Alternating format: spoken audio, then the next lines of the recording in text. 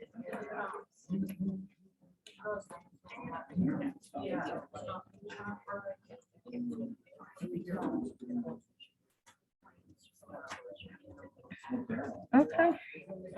Here you go.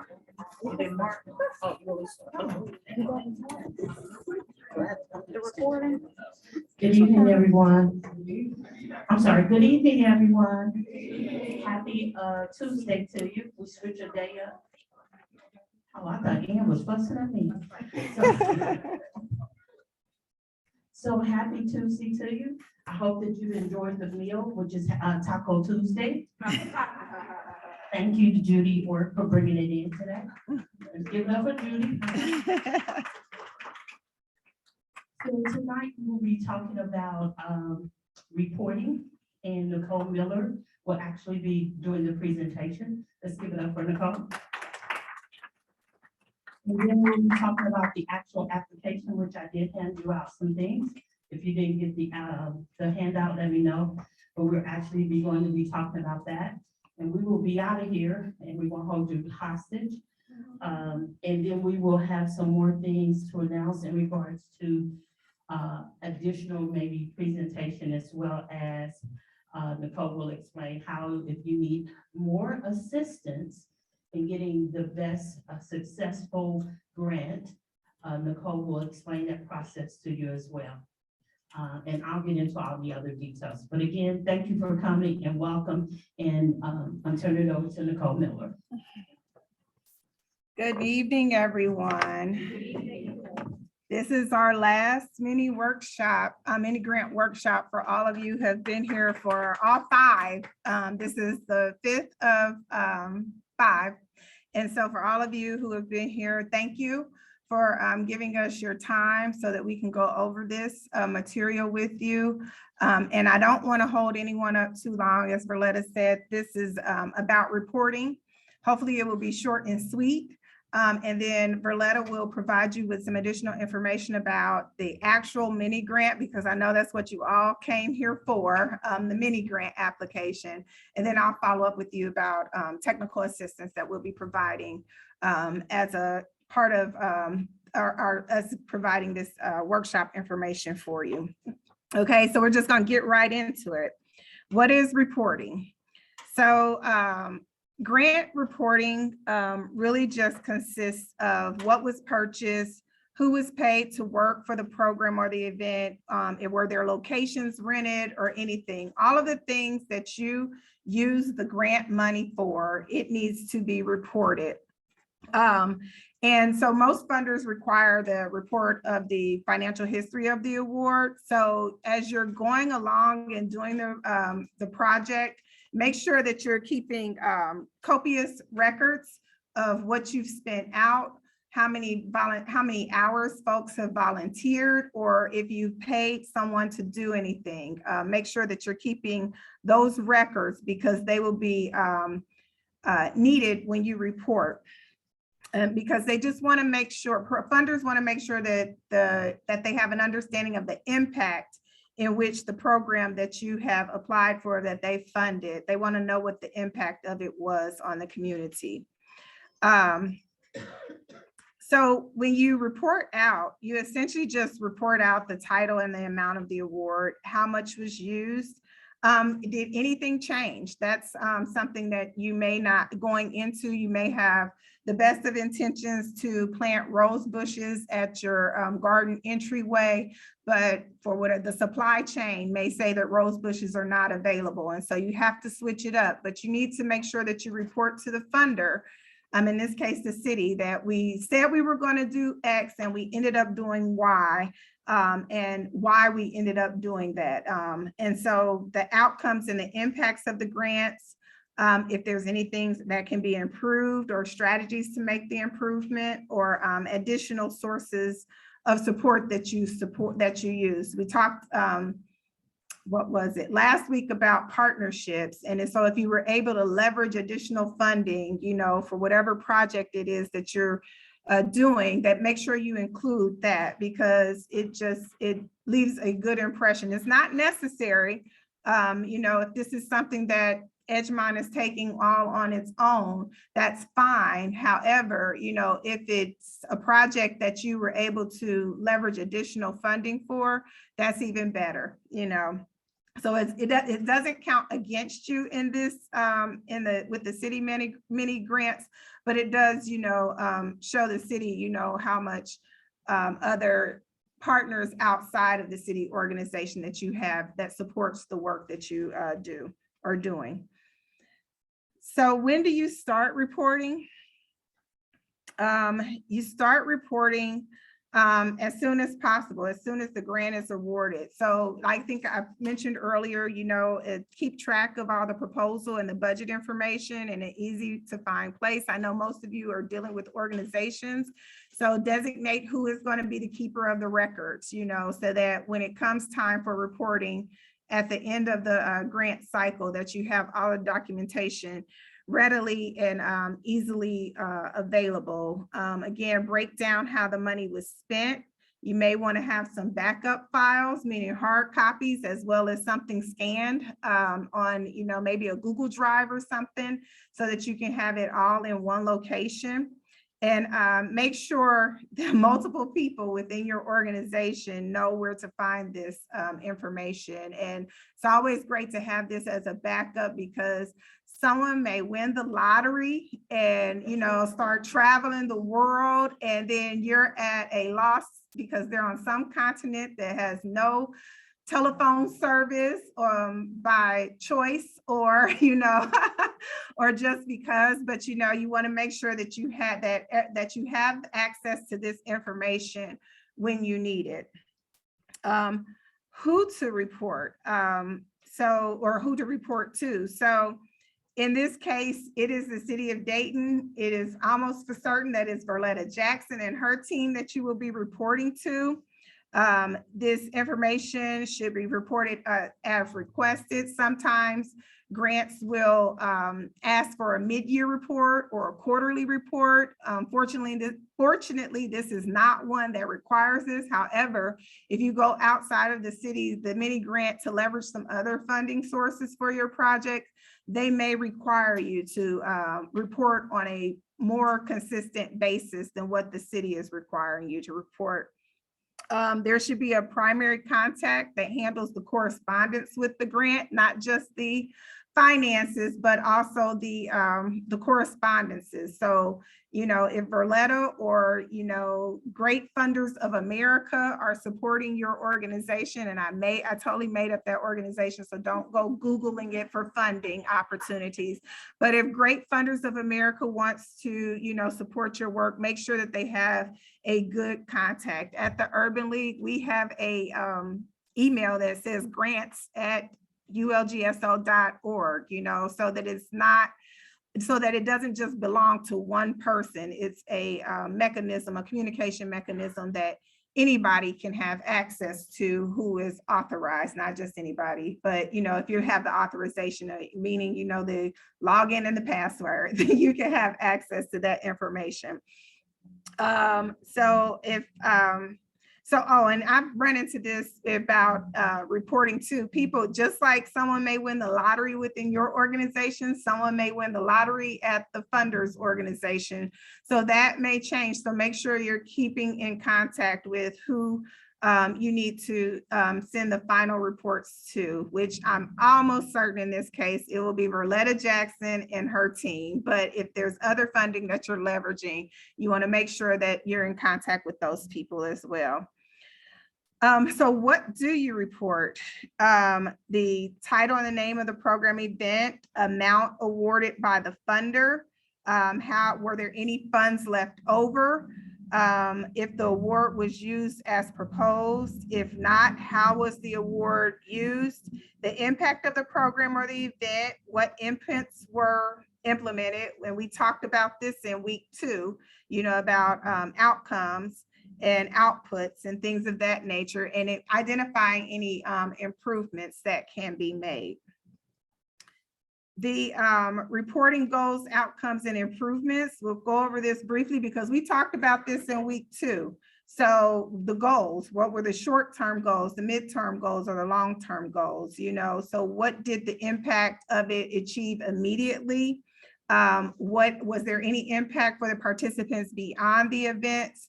Or if there was something that resulted more long-term, or that you anticipate as a result more long-term, you know, as a result of this funding. I believe someone at one of the sessions mentioned that they wanted to do marketing for the lots that are in their neighborhood so they can increase the housing stock and, you know, get neighbors, you know, who in the neighborhood. And so that's not something that you will get immediately. That will have some long-term effect. And so, you know, that's something that you may want to consider in terms of reporting the goals. The outcomes, did your program events go exactly as planned? You know, what changes occurred? You know, did it rain on the day that you initially proposed to have the festival or the fair or the cleanup? And if so, you know, we had to do a makeup day. And, you know, just make sure that you outline all of those things. And then you can also give ideas for improvement, you know, some feedback maybe from the participants or other partners, or even the volunteers, and how you can make this event better in the future, because who knows, the city might have a larger pot of money someday if you can identify improvements in the project. Some reporting examples. This would be, you need to refer back to the proposal, you know, identify again, what were the short-term, midterm, and long-term goals that you propose. For example, we're providing IT classes free of charge to X number of people at high school age who are experiencing homelessness, and that's jam-packed, right? Your midterm would be, because of these IT classes or certifications that these high school age students received, they were able to land part-time jobs or internships, you know, in the IT field. And then long-term would be that X percentage of these students were awarded scholarships to college or things of that nature. In terms of the outcome, the funder awards are based on the proposed programs and events. Again, they want to see follow through from their grantees. So we're going to follow this same model of short-term, midterm, and long-term examples. And just, you know, outlined as short-term, due to lack of high school and age students enrolled, the program was expanded to include middle school age students. See what we did right there? We had to pivot the program. And so we reported to the funder, you know, how we pivoted on the program.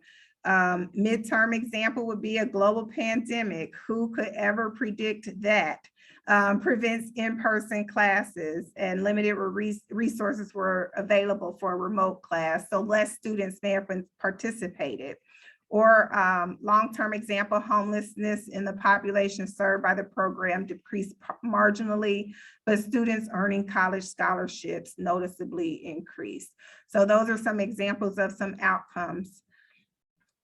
And then improvements would be, the funders want to know exactly where improvements can be made to increase impact and efficiency, and we'll follow this same short-term, midterm, and long-term model. And it's the short-term, the shift to provide remote learning capacities, laptops, Wi-Fi, and to increase capacity to enroll the students. So we didn't focus necessarily on as much on the IT classes where we initially said we were going to use our funding. We had to pivot and dedicate some of those resources and that funding to computers so that people who wanted to participate in this IT class during a global pandemic had the resources available to them.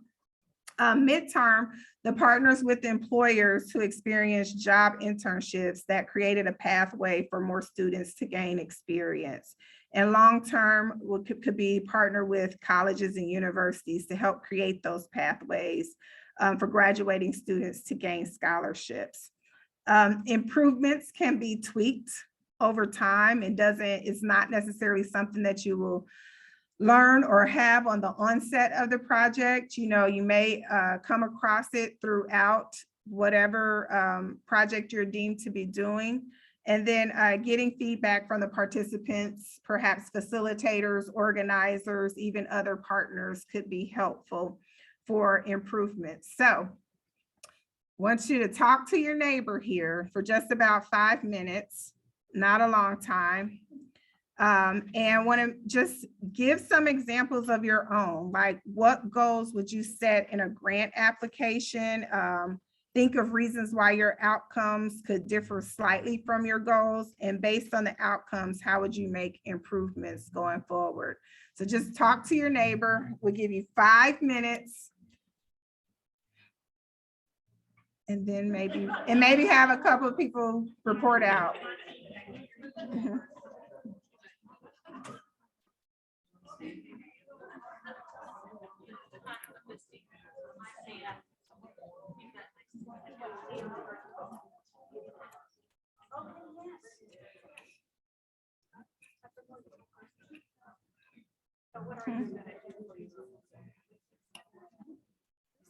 Different from, did you make any changes to the slide? This is for burning, so, because it's not in the. Add that slide. I have to copy. Is that the one Vernon sent you? I got whatever you sent. Oh, maybe he updated it after he sent it to you. Okay. What's not on? Let me see. This slide isn't on. Oh, that's fine.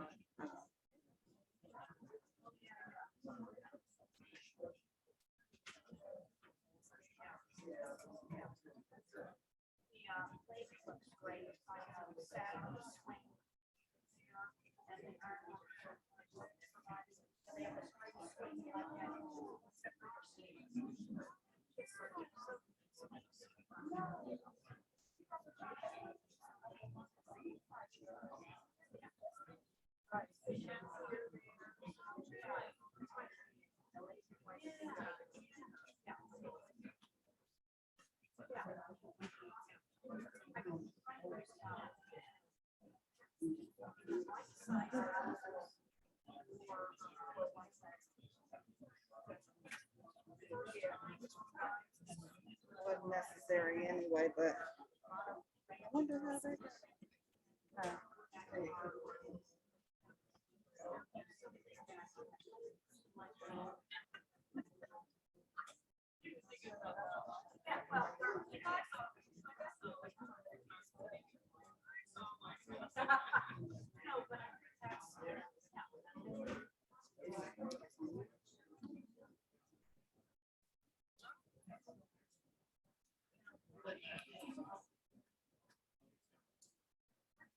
There you go.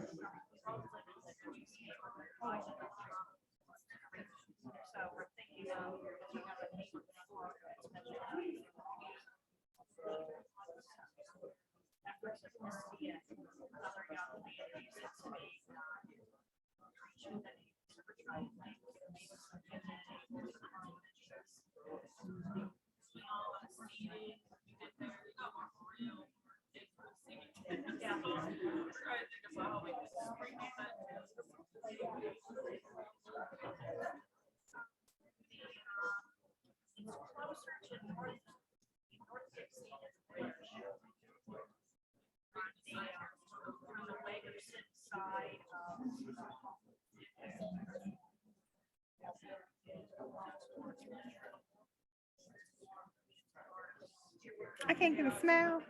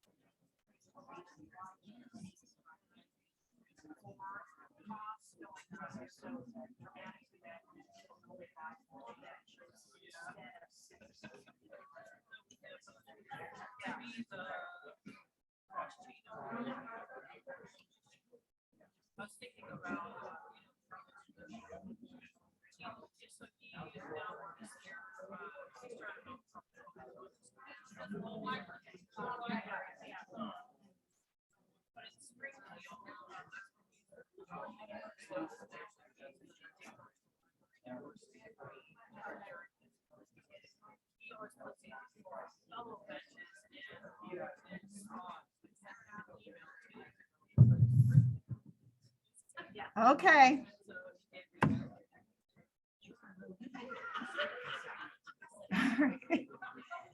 Well, since you're back there having so much fun with Berletta, do you mind sharing with us what not you're discussing with Berletta, however? Okay. Exactly. Okay. Would you like to share? We're going to have the annual 2022 Bird Park Festival. And our goal is to bring in every year, we have the festival, to bring in area businesses to the community, to allow the community to see that there are more resources out there than what they know. And for them to learn that they have the area businesses that they can depend on. So we try to bring in more and more businesses. Locally, they come out, they set up, they pass out flyers, they talk, they interact with the community. So each year we get a little bigger, a little bigger. And not only do the area businesses set up, we have food trucks come out. We also offer like area restaurants where we buy samples from them and we'll hand out. And we have bounce houses, live music. And we just keep every year we just get a little bigger and bigger. Hi. It is Saturday, August the 13th. Can I ask you a question? Yes, your funding, do you get it from CNA or do you have other resources? Other resources. Other resources. Okay. Anyone else want to share? Any ideas?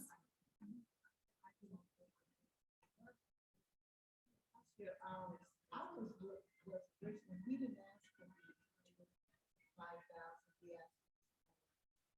But we did not take consideration pandemic, and so we weren't, and then also the plumbers pricing going up. So I would say be mindful of when you're asking for the money, don't go exactly how much you think you need. You might have to go over because you don't know what's going to change. Mhm. And so we were kind of had to cut short of what we were planning on doing about something.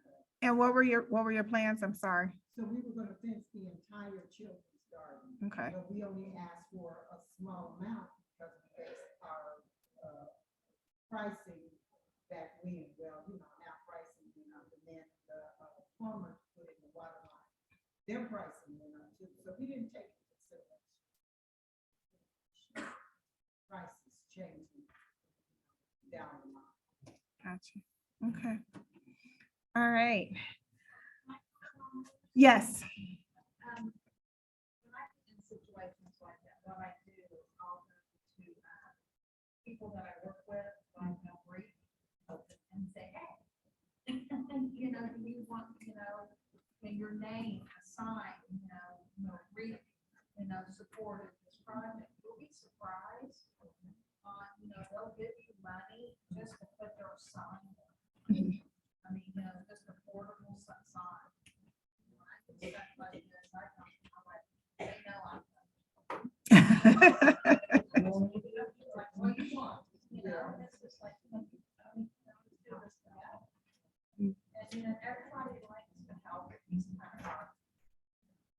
All you gotta do is ask. Sorry. No problem. Does anyone else want to share before I move on?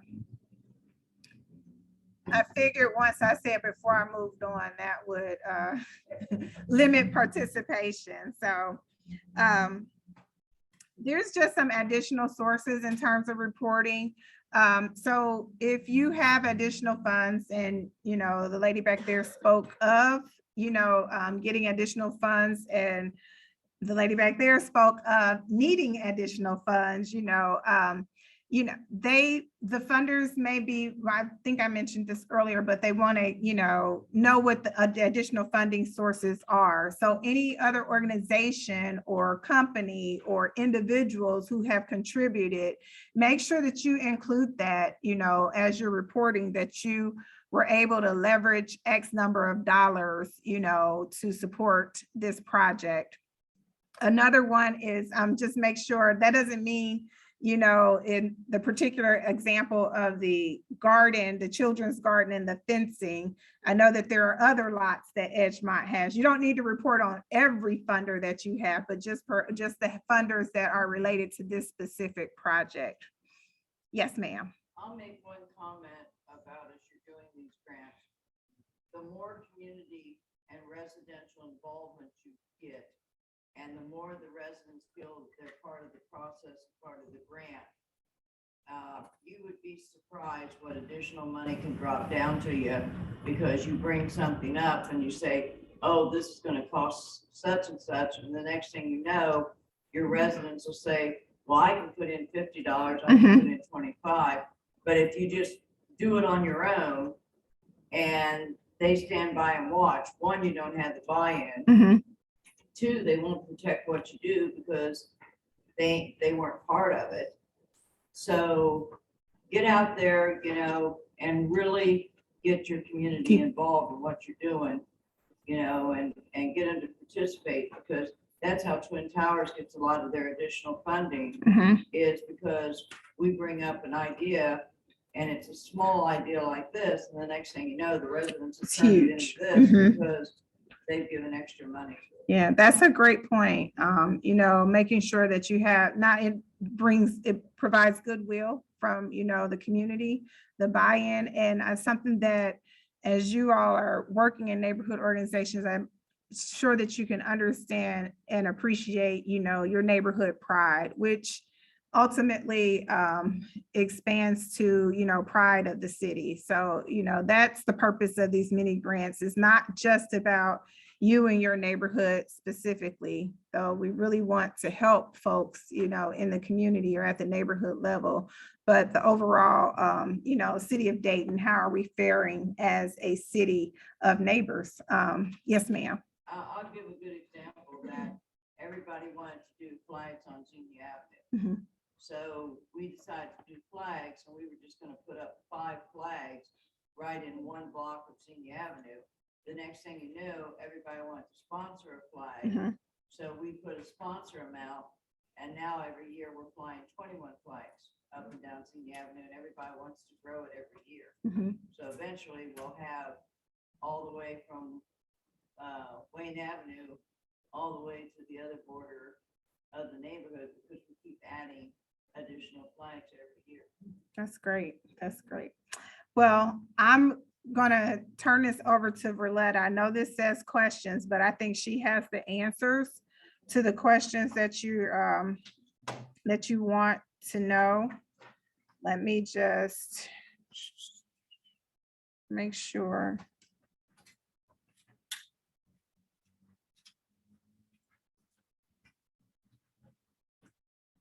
Yeah, something